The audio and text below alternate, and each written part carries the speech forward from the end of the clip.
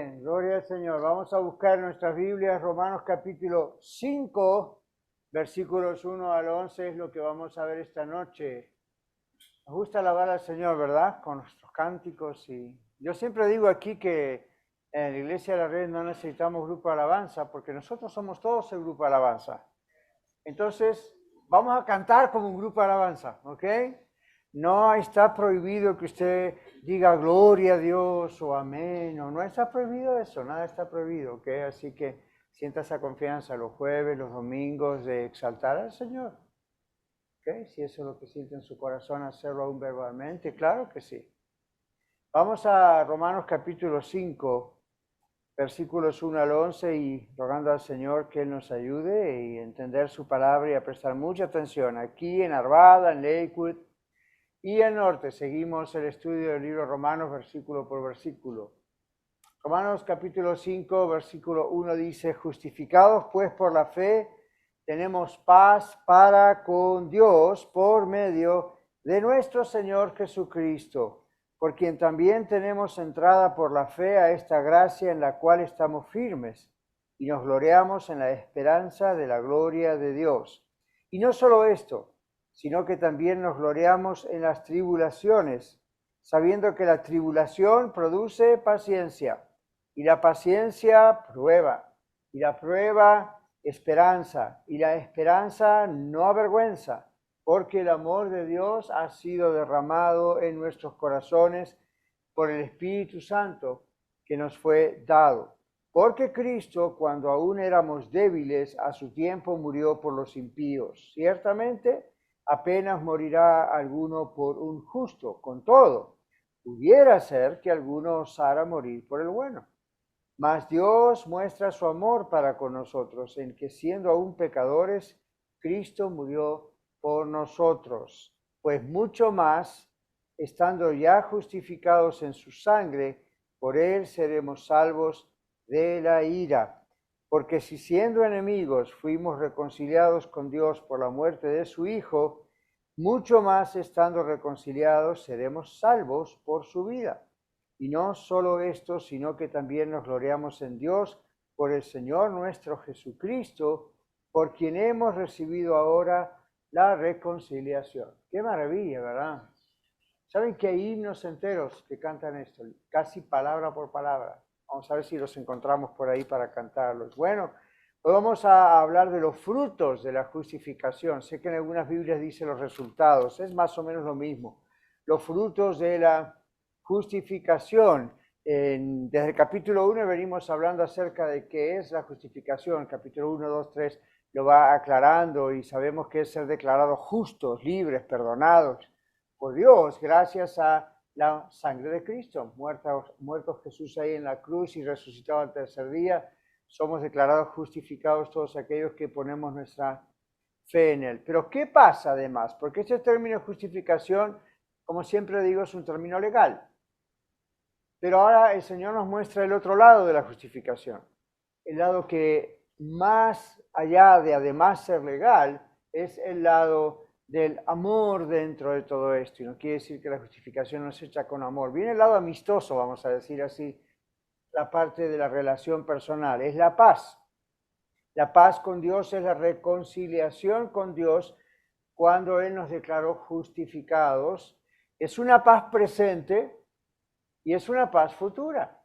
La Biblia habla de la paz de Dios que sobrepasa todo entendimiento. Todo lo que un ser humano pudiera explicar, eso está en el corazón del creyente. Eso es una de las señales de que somos salvos. Tenemos paz con Dios mientras estamos aquí en este mundo y también estamos seguros de que tal paz va a continuar en la eternidad y lo bueno es que ahí va a ser de una manera perfecta. No va a ser una paz que se estorbe, como de repente hoy hay un conflicto. La paz no se va, pero el conflicto, ¿verdad?, puede, como el día nublado, tapar un poco el sol. Cuando estemos en el cielo con el Señor, no va a haber nada de eso y esa paz es completamente perfecta. Como todo lo demás, hasta nuestro cuerpo va a ser perfecto. Además, la paz con Dios, dice aquí Pablo, inspirado por Dios, nos da acceso a Dios. Dice, por Él tenemos entrada por la fe a esa gracia en la cual estamos firmes. Entonces, antes no teníamos acceso a Dios.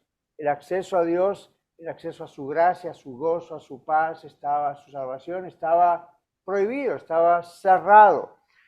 Lo vemos desde el Antiguo Testamento. ¿Dónde? En el tabernáculo y en el templo, la cortina que dividía, el velo que dividía el lugar santo del lugar santísimo y aún otras particiones. Pero cuando el Señor Jesucristo murió en la cruz, como sabemos, ese velo fue roto de arriba abajo y eso fue hecho por Dios para indicar que ahora en el nombre de Jesús tenemos acceso directo al Padre. No solamente para la oración, por eso oramos en el nombre de Jesús, pero además de la oración, nos damos cuenta de que el acceso a Él es una relación personal con Dios, y antes eso, debido al pecado, estaba prohibido. El Señor Jesucristo lo hizo posible por medio de su sacrificio en la cruz y su resurrección. Observemos algo que dice Hebreos capítulo 10, en el versículo 9. Hebreos 10, 9 dice: he aquí que vengo, oh Dios, para hacer tu voluntad. Quítalo primero para establecer esto último. Entonces ahora se establece la paz con Dios, la reconciliación con Dios. Reconciliación es una palabra que nos indica que dos partes están enemistadas, ¿verdad? Entonces cuando se produce el perdón, se reconcilian. La Biblia dice que antes estábamos perdidos, éramos enemigos de Dios. Dios es el que inicia el perdón, Dios es el que inicia nuestra salvación, Dios es el que nos busca, no somos nosotros, la salvación no es por obras. Pero cuando respondemos al amor de Dios y al perdón de Dios en Cristo, se produce la justificación, se produce la reconciliación, se produce la santificación y de ahí comienza y sigue. Entonces todo se produce a partir de ese momento. Pero la Biblia continúa en estos primeros versículos 1 y 2 diciendo: tenemos acceso por la fe a esa gracia, que estamos firmes. Y luego dice: nos gloriamos en la gloria de Dios. ¿Vieron esa expresión? Cuando la Biblia habla de la gloria de Dios, inmediatamente pensamos en el cielo. Pues sí, está bien, pero no es solamente eso. Gozarse aquí en la gloria de Dios tiene que ver también con nuestra participación en esa futura gloria de Dios. Nosotros nunca vamos a llegar a ser dioses o semidioses, pero vamos a participar en ver y estar presente en la gloria divina. Entonces, esto no significa, en cuanto a la palabra esperanza, que la esperanza es, nos gloriamos tanto en la esperanza en sí. Esto es un estado de esperanza. Realmente nos estamos gloriando en Dios. ¿Lo vemos? Nos estamos gloriando en Dios. No solamente en la esperanza. Cuando la Biblia dice nos gloriamos en la esperanza de la gloria de Dios, la meta es la gloria de Dios, no el estado constante de esperanza. ¿Ven? Es gozoso. La esperanza es gozosa porque es algo firme, es algo seguro. Es una herencia que estamos seguros que vamos a recibir. Entonces, esperarla es un gozo. Más gozo todavía es saber que vamos a estar con Él, y estar con Él es lo principal. Eso es en el primer punto, en los versículos 1 y 2. Cuando vamos a los versículos 3 al 5, que ya hemos leído, dice: y no solo esto, sino que también nos gozamos en las tribulaciones. Esta es una frase media extraña, ¿verdad? Vaya usted y dígale a alguien que no conoce a Cristo: ¿sabe que yo me gozo en las tribulaciones? Y le va a decir: usted necesita terapia. Hay que comprender qué significa esto. La tribulación no es algo alegre, una prueba, un problema, como venga el paquete. Puede ser una enfermedad, la muerte, un divorcio, una separación, falta de trabajo, problemas de salud, lo que sea. Es siempre una tribulación. Entonces, esto de y nos gozamos no solo en la gloria de Dios, sino que también nos gozamos en las tribulaciones. Encima está en plural, porque siempre son muchas. Las tribulaciones, por cierto, no son placenteras. La idea no es, mire, no lo espiritualice. Una cosa es ser espiritual, otra cosa es espiritualizarlo. ¿Comprende la diferencia? Hay gente cristiana que lo espiritualiza. Entonces está sufriendo, you name it, lo que sea que mencioné u otras cosas, pero dice: yo estoy bien en Cristo, y sonríe y como que no está pasando nada. Eso es falso. El Señor Jesucristo aquí también lloró y también sufrió, ¿verdad que sí? La Biblia tiene un texto que dice, por el gozo puesto delante de él, sufrió la cruz menospreciando el oprobio. Yo me acuerdo hace 1000 años atrás, cuando estaba en Houston, que una vez me pidieron hablar de ese texto, bueno, 800 años atrás, me pidieron hablar de ese texto, y cuando hablé de ese texto, comenté eso. ¿Qué piensan ustedes cuando el Señor dice, por el gozo puesto delante de él, sufrió la cruz menospreciando el oprobio? El gozo puesto delante de él no significa que cuando Cristo estaba sufriendo en la cruz tenía una sonrisa en sus labios. Eso es ridículo. Eso no es lo que la Biblia dice. Por supuesto que sufrió. No dice que en el Getsemaní como grandes gotas de sangre cayeron en su rostro y él clamó, Padre, si es posible, pase de mí esta copa, mas no sea mi voluntad sino la tuya. Él sabía que tenía que llegar a esa copa de la muerte, pero estaba expresando dolor. Entonces, no me venga con el asunto de que estamos en las tribulaciones, tengo una tribulación, bendito sea el Señor. Eso no es normal, hermanos. Eso sí que necesita terapia. Eso no es normal. Es normal el pensar, estoy en una tribulación, no me gusta, tal vez lloro, tal vez sufro, tal vez me duele aquí o allá, o me duele emocionalmente, no importa. Pero, ¿qué significa que nos gozamos en las tribulaciones? No son placenteras. El gozo está en que aunque sea doloroso, produce paciencia, dice la Biblia. Y la paciencia produce esperanza, prueba, y la prueba esperanza. La palabra prueba aquí en el griego es también la palabra experiencia. Qué interesante, ¿verdad? Produce experiencia. Entonces la experiencia o la prueba produce esperanza. Entonces es como cuando uno va al gimnasio, ¿verdad? Levantar pesas o nadar o lo que sea, jugar. ¿Verdad que duele cuando uno hace lo que no usualmente hace? Y muchos, como dicen mis amigos tejanos, cuitean. Yo cuiteo, tú cuiteas, él cuitea. Cuitear significa to quit en inglés, pero es un Spanglish, como decir renuncian, ¿ok? Porque duele, pero tiene que existir ese dolor. Cuando nos duelen los músculos por estar haciendo ejercicio, significa que los músculos trabajan bien. Sería una enfermedad si no doliesen. ¿Sabía eso? Estaría atrofiado, algo pasaría. Pero cuando duelen los músculos, porque uno está haciendo ejercicio o camina mucho, nada mucho, lo que usted haga, hey, eso dele gracias a Dios porque está funcionando bien su cuerpo. Pero así los músculos se ponen fuertes, sea que crezcan o no, se ponen fuertes. Entonces, la paciencia, la prueba, lo que pasa en las tribulaciones es un ejercicio espiritual y produce el gozo de saber que el dolor no es en vano.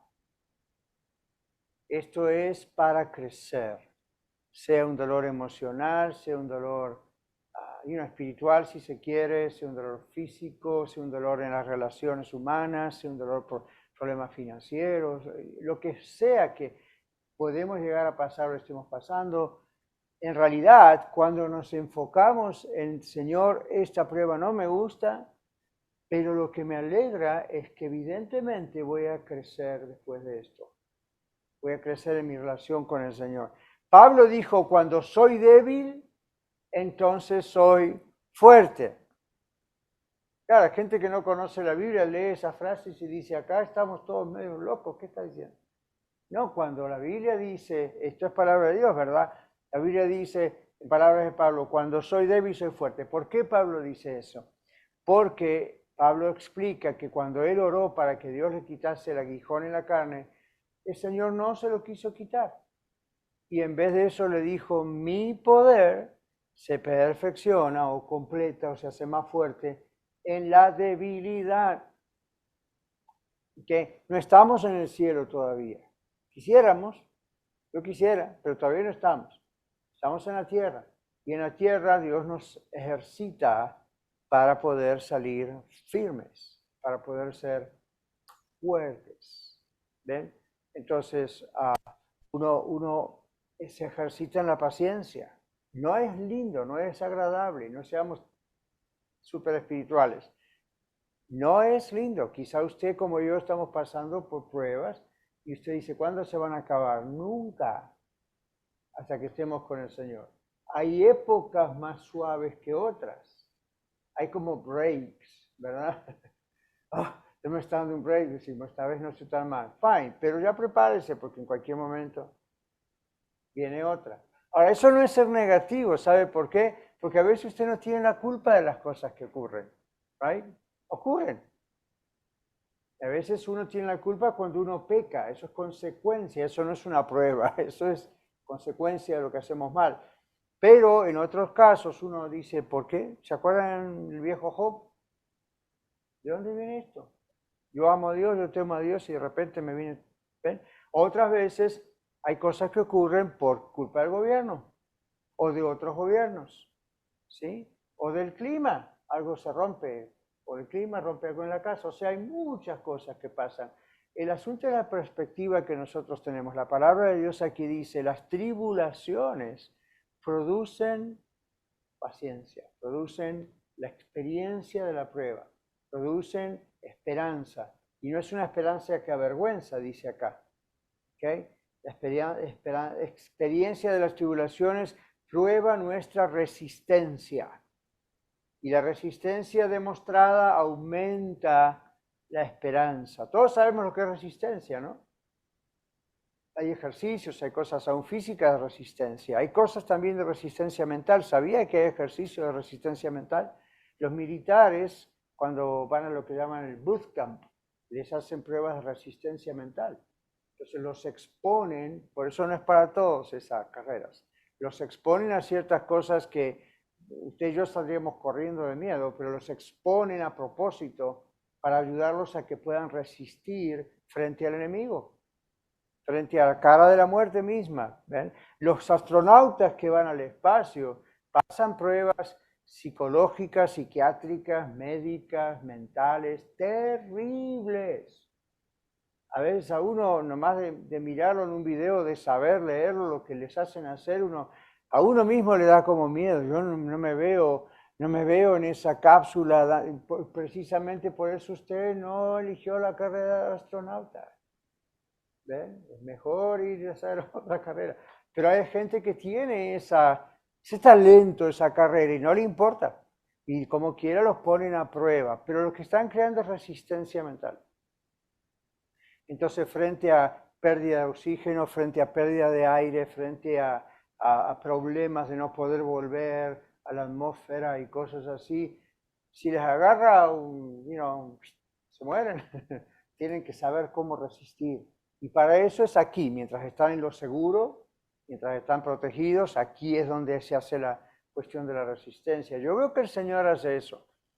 Nuestra justificación produce también este asunto de que en su amor Dios permite pruebas para que podamos resistir. Y a veces parece que nos hagamos. ¿A usted le pasó, nunca le pasa como a veces me pasa a mí?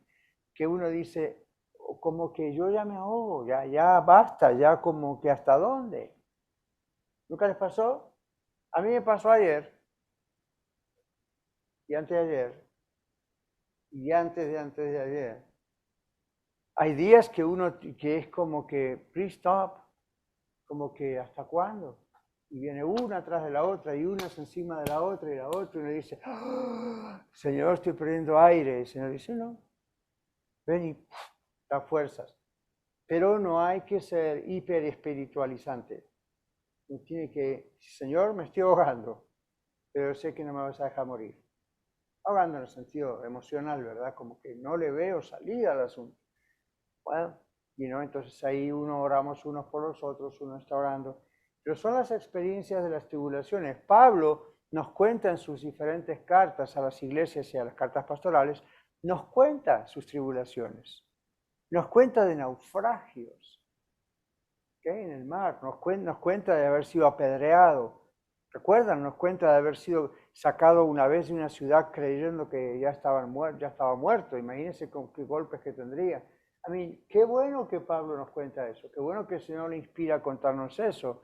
¿Por qué? Porque uno dice, Dios ayudó a Pablo a pasar cosas que usted y yo jamás vamos a pasar posiblemente, a ese nivel. Y salió adelante. El Señor no lo abandonó. Y el Señor dice, así como no abandoné al apóstol Pablo, tampoco te voy a abandonar a ti. ¿Okay? Entonces, bendito sea el Señor. La experiencia de las tribulaciones prueba nuestra resistencia, demuestra eso nuestra esperanza, aumenta la esperanza no avergüenza, dice aquí. ¿Por qué? Porque nuestra experiencia interna del amor que Dios nos tiene quita nuestro temor al juicio también. ¿Okay? Es una esperanza. Los creyentes no tenemos que estar pensando, ¿qué va a pasar el día del juicio? Me como las uñas. ¿Por qué si el Señor ya pagó por nosotros? No va a pasar nada el día del juicio. Para los salvados en Cristo Jesús somos justificados por la fe. ¿Okay? Entonces ya en el capítulo 8 vamos a llegar a hablar otra vez más de la seguridad del creyente cuando realmente hay una relación con Cristo, cuando es verdad la salvación en el creyente, ¿no? O sea, la salvación es verdad, pero cuando es genuina en el creyente, no hay por qué tener temor al juicio final, porque creen que Jesucristo murió para que nosotros no vayamos al juicio final. En ese juicio final, nosotros ya estamos declarados libres, estamos declarados inocentes por la gracia del Señor. Entonces aquí dice, la esperanza no nos avergüenza porque nuestra experiencia interna del amor y la justificación quita el temor al juicio, quita el temor a la condenación. La prueba de las tribulaciones, nuestra resistencia, también autentifica nuestra fe. Fácil decir tengo fe, ¿verdad? Pero la fe tiene que probarse. Y la Biblia dice en la carta de Pedro también, se prueba como por fuego. ¿Ven? Pero el amor de Dios, dice aquí, el amor de Dios es en nosotros. Dice ahí más claramente, ¿dónde estamos? Aquí, la esperanza, verso 5, no avergüenza porque el amor de Dios ha sido derramado en nuestros corazones por el Espíritu Santo que nos fue dado. Tenemos la presencia de Dios, el Espíritu Santo en nosotros. Tenemos la Biblia, las promesas seguras de la palabra de Dios. Entonces es el amor de Dios hacia nosotros más que nuestro amor hacia Él. Entonces usted puede llegar como yo a veces a dudar de mí mismo, pero nunca de Dios. Entonces ahí hay que fijarse en lo que Dios ha dicho y cuáles son sus promesas. Así que es el amor de Dios, el sentido o la conciencia, dicen algunos, de su amor que experimentamos a través del Espíritu Santo, su presencia en nosotros, que hace que nuestra esperanza crezca. En tercer y último lugar, vemos que la justificación por la fe revela el inmenso amor de Dios por nosotros. Los versículos 6 al 8 nos hablan acerca de que cuando todavía éramos débiles, la idea cuando éramos pecadores, ofendíamos todavía al Señor, éramos enemigos de Dios. Ahí fue cuando el Señor murió, Jesús murió por nosotros. Observen eso, la muerte del Señor Jesucristo por nosotros cuando éramos aún pecadores impíos, trasciende todas las otras cosas que el ser humano puede hacer. Ve que Pablo dice, a lo mejor alguno pudiera osar morir por el bueno, lo cual es casi nunca ocurre eso. Pero observe, por el bueno. En cambio, el Señor Jesucristo no murió por los buenos, murió por los malos, porque no hay nadie bueno. Entonces, esa es la maravilla, que Dios nos amó y murió por nosotros cuando todavía éramos sus enemigos. Este es el misterio de la expiación y es el misterio de la predestinación aquí atrás. Dios ya estaba predestinando antes de los siglos nuestra vida, nuestra salvación, y ya desde ahí Él nos amó cuando todavía éramos sus enemigos. ¿Se imagina? Entonces, la muerte de Cristo por los impíos es una prueba de amor más allá de lo que es común entre los seres humanos. El mayor amor que un ser humano puede tener por otro, hasta quizás darle su vida, no se compara para nada con el amor de Dios. ¿Por qué? No solo porque Dios es mucho más grande, claro que esa es la gran razón, pero hay otra razón, lo repito. Si una persona llega a morir por otra, generalmente es porque le ama. Generalmente es porque hay un favor, algo pasa, es muy raro que ocurra. Pero Dios manda a Jesús, Jesús muere por pecadores que están clavándolo en la cruz. ¿Qué dijo el Señor estando en la cruz? Padre, perdónalos porque no saben lo que hacen. Eso es amor. ¿Ven? Entonces, Dios elogia de alguna forma, dijo un autor, su propio amor hacia nosotros, que cuando éramos pecadores, Cristo murió por nosotros. El amor de Dios hacia nosotros se mostró en la muerte de Cristo, no fueron palabras solamente. Palabras son necesarias, pero llega el momento de demostrarlas, y ahí lo hizo el Señor. Esto es importante porque esto es lo que nos hace comprender más la doctrina de la expiación, es decir, Él se puso en nuestro lugar para quitar nuestro pecado. Así que el amor divino, como les digo, la Trinidad, el Padre, el Hijo y el Espíritu Santo, desde antes de la fundación del mundo, desde antes que Él creara todas las cosas, ya tenía en su mente esta expiación, cómo solucionar el problema del mal, del pecado. ¿Sí? Entonces, luego habla de la ira de Dios. La ira de Dios es necesaria porque expresa la justicia de Dios en oposición al pecado y si no, no sería justo Dios. Entonces, eso no es inconsistente con el amor de Dios. Venimos diciendo que el amor de Dios se demostró en la cruz al mismo tiempo, ¿recuerdan? Se encontraron el amor y la justicia de Dios en el mismo lugar. Entonces no hay ninguna contradicción. Nosotros como seres humanos, especialmente cuando no éramos salvos o nuestros amigos o familiares que no son salvos, tienen esa duda, esa crítica. ¿Cómo si Dios es amor va a mandar gente al infierno? Bueno, el amor y la justicia de Dios se encontraron en la cruz de Cristo para que quien en él cree no vaya al infierno. Pero si no la acepta a Cristo, pues ¿hay alguna otra solución? No hay otra salida. Más de eso, eso es lo máximo. La mayor prueba del amor de Dios. La ira entonces de Dios no es algo opuesto al amor de Dios, van juntos, no es inconsistente una cosa con la otra. Bueno, también aquí entonces vemos otra vez la deidad de Jesús. Jesús es Dios, porque en los dos casos, justicia e ira se encuentran en Él, en la cruz, que Él paga lo que nosotros hemos hecho. Y también entonces habla de su sacrificio exhibiendo el amor de Dios tan grande. Por eso en Juan 3:16 Jesús le dice a Nicodemo, porque de tal manera, siempre recuerda esa expresión, God so loved the world, y de tal manera, eso es maravilloso. De tal manera habla de una cosa que es mucho más grande de lo que nosotros hubiésemos imaginado en cuanto al amor. Y en los versículos 6 al 12, o al 11 en realidad, el 12 lo vamos a ver el domingo, dice que mucho más ahora estamos justificados, estamos en su sangre, seremos salvos de la ira a través de Él. Esa palabra es bien interesante, les digo, falta poco para que concluyamos, pero esta palabra salvos es interesante. ¿Saben por qué?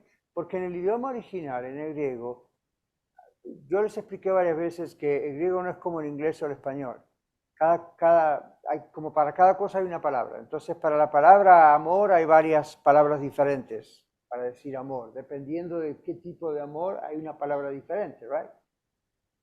Para la salvación, la palabra que se usa aquí es la palabra zozo.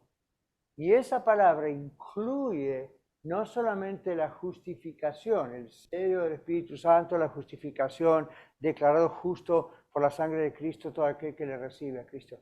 Esta palabra zozo incluye eso, pero también incluye la santificación, incluye la redención, incluye la glorificación, como que incluye todo el paquete, como yo digo. Todo está allí. Y dice que nosotros ahora estamos salvados en Cristo. Entonces, todas estas cosas las tenemos desde el momento de nuestra salvación.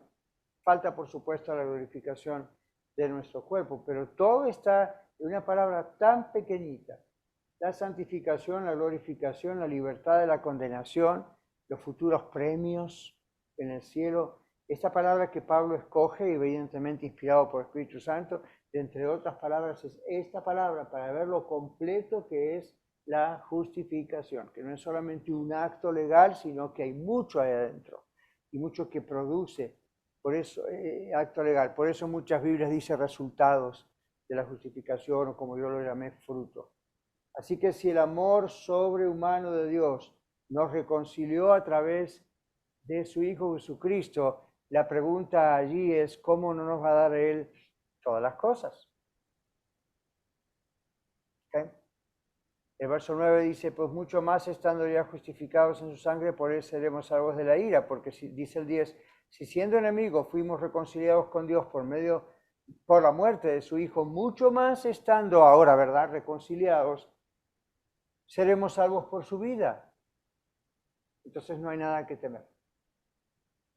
¿Okay? En cuanto a nuestra salvación, nuestra justificación, el ir al cielo, por la vida del Señor hemos sido y somos justificados y en Él recibimos la reconciliación. Así que la muerte de Cristo fue por expiación, en ella se nos concibe por haber muerto a Él, nuestro antiguo estado de enemigos de Dios ahora ya no está más así. Luego la Biblia habla de su resurrección, ¿recuerdan? Con la inauguración de una nueva vida. Cuando lleguemos al capítulo 6 vamos a mirar el efecto de la resurrección de Cristo en nosotros hoy. Y con respecto a la reconciliación, ¿siempre es el hombre el que se reconcilia o siempre es Dios el que toma la iniciativa? Es Dios. Entonces, esto nos tiene que ayudar, mis hermanos, para crear el Espíritu Santo a través de su palabra, crea confianza en nosotros. Dentro de nuestro corazón me refiero, confiamos en Dios, no en nosotros, pero lo que estoy diciendo es dentro de nosotros, crea esa esperanza, esa fe, esa confianza. No deje que nadie le engañe, no deje que nadie le diga, esto usted lo puede perder, esto usted, porque entonces no estamos tratando con otro ser humano que promete algo y mañana se retracta y lo cambia. Estamos tratando con un Dios de pactos. Y desde el Antiguo Testamento Él nunca y hasta la fecha no ha roto y ni romperá el pacto con su pueblo Israel. Y cuántos ustedes saben que Israel han sido bastante cabeza dura por ahí, ¿no? Y sin embargo ahí está, Dios ha hecho un pacto con ellos. Ellos nunca han cumplido el pacto, pero Dios sí. Y han tenido que pagar y están pagando consecuencias, pero ahí está. Entonces el Señor cuando nos justificó, no nos dio un regalito, no nos dio simplemente una cosa suave para hacernos sentir bien emocionalmente o darnos una falsa esperanza de que tal vez seamos salvos. No, esto es bien serio, esto es seguro. Entonces, cada vez que usted le venga la duda o alguien le ponga la duda en la cabeza o usted está diciendo, bueno, me siento un poco frío, alejado del Señor, tal vez no estoy salvo, recuerde no tanto lo que usted está pasando, recuerde lo que Dios hizo en Cristo por usted. Y eso le va inclusive llevar a corregir lo que tenga que corregir. Así que la reconciliación se efectuó una vez por todas. No va y viene, no va y viene. ¿Okay? Yo he estado en algunas iglesias que he ido a predicar años atrás, donde la gente, yo se los he contado, la gente, a veces hay lo que llaman un altar, una plataforma, right? Y la gente antes del servicio viene y se arrodilla y llora, y una vez se los escucha y como que otra vez quieren ser salvos. Y yo no entiendo eso. ¿Qué pasó? ¿Durante la semana se les escapó la salvación de las manos? ¿Porque pecaron, perdieron la salvación? Bueno, tienen que arrepentirse, pero la salvación es algo seguro. Si uno tiene la salvación, la tiene. Y yo me acuerdo que a veces estaba esperando mi turno de pasar a predicar y como siempre fui puntual, siempre llego ahí temprano y realmente me hacían sentar hacia adelante, ¿no? Como está la hermana, o primeros asientos. Yo estaba ahí esperando empezar el servicio. Iban llegando los hermanos y venían y la gran lloradera. Ahora, a mí me parecía extraño. Yo sé que esto va a ser una crítica, pero me parecía extraño. ¿Saben por qué? Porque uno los veía venir, hola hermano, hola hermana, hola, gloria a Dios, bueno. ¡Uah! En la plataforma. ¿Okay? ¿Qué pasó? ¿Cómo puede una persona hacer el switch tan rápidamente? Cambiar, ¡pium! Así, de golpe. Y después, ya está. Y se paraban, ¡oh! ¡Wow! Digo, qué capacidad que tienen de hacer un cambio tan rápido de la risa, el llanto. Y después la investigación era que estaban pidiendo ser salvos otra vez. ¿What? O pensaron que habían perdido salvación. ¿Cómo? Entonces estamos peor que los católicos. ¿Sabe el problema de los católicos? La hostia implica que prácticamente están crucificando a Cristo de nuevo cada vez que hacen esa Eucaristía o ese sacrificio, esa cosa. Eso no es bíblico. Y yo digo, pero mis hermanos están haciendo lo mismo. ¿Cuándo se van a convencer de que Dios los salvó? No, pero mire, y si viene el Señor y viene el Señor justo que yo acabo de tener un mal pensamiento. Número uno, ¿cómo va a saber usted cuándo va a venir el Señor? Nunca. Nadie sabe, ¿verdad? ¿Cómo va a saber usted si 2 segundos antes justo no se le va a cruzar un mal pensamiento? ¿Quién puede regular eso? ¿Cómo sabe usted si justo 1 segundo antes que venga el Señor, usted le acaba de gritar a su esposo? No lo haga. Pero si ocurrió, ¿usted se imagina que entonces pierde la salvación? Usted no está valorando lo que hizo Cristo en la cruz. Usted me dice que es cristiano, pero anda adulterando por ahí, cuánta cosa. La Biblia dice, güey, los adúlteros no entrarán en los cielos. Entonces no estamos hablando de en que cayó en adulterio, se arrepintió y lo dejó. Estamos hablando de en que continúa. Entonces ahí uno dice,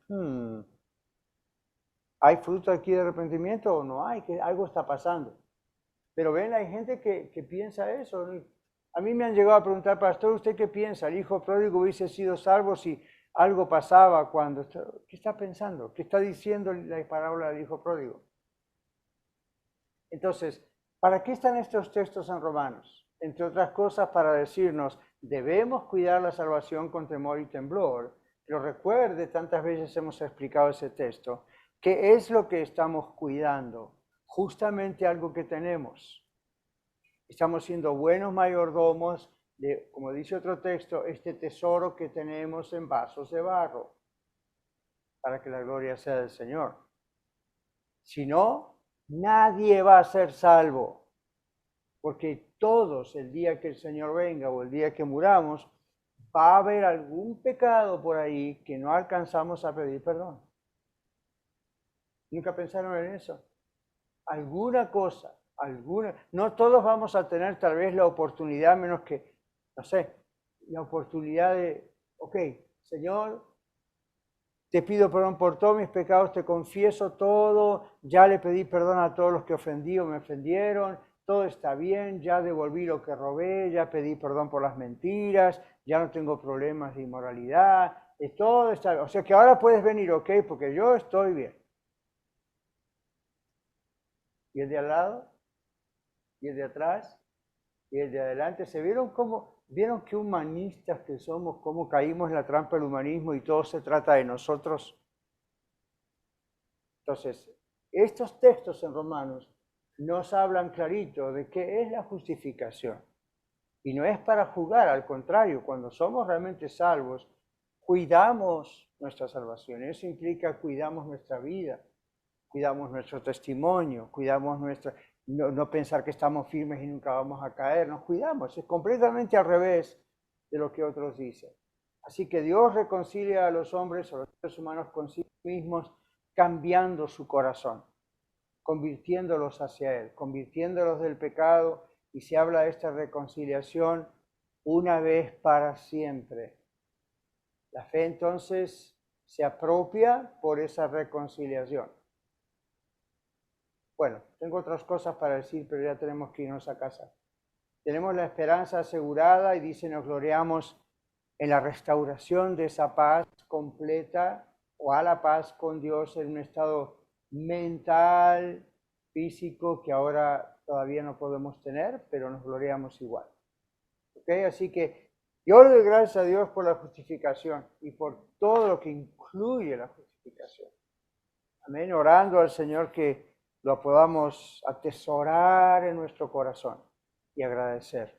El domingo, si el Señor permite, vamos a comenzar en el versículo 12, esta comparación que Pablo hace entre Adán y Cristo, primer Adán, postrer Adán, y vamos a ver cómo entró el pecado en el mundo y cómo salió la maldición del pecado en el mundo gracias a Cristo. Amén. Padre, te damos gracias porque tu palabra es verdad y solo sabemos que estamos apenas raspando la superficie de muchísimas cosas tan profundas que aquí hay, pero cuánto nos bendice al poder estudiar tu palabra. Señor, queremos que esto se afirme y se haga dentro nuestro como si fuese algo material en nosotros que no pueda despegarse de nosotros. El comprender esta maravilla, Señor, y el crecer en nuestra fe, aún en medio de las tribulaciones y de las pruebas, y la esperanza y la gloria. Gracias te damos, Señor, por la justificación que nos has dado en tu Hijo. Gracias, Señor Jesús, por morir en la cruz por nosotros, por tu resurrección al tercer día, venciendo la muerte. Y gracias, Espíritu Santo, por hacernos entender estas cosas espirituales que son locura para el que se pierde, pero son verdad perfecta para nosotros. Señor, te damos gracias, te bendecimos. En el nombre de Jesús. Amén.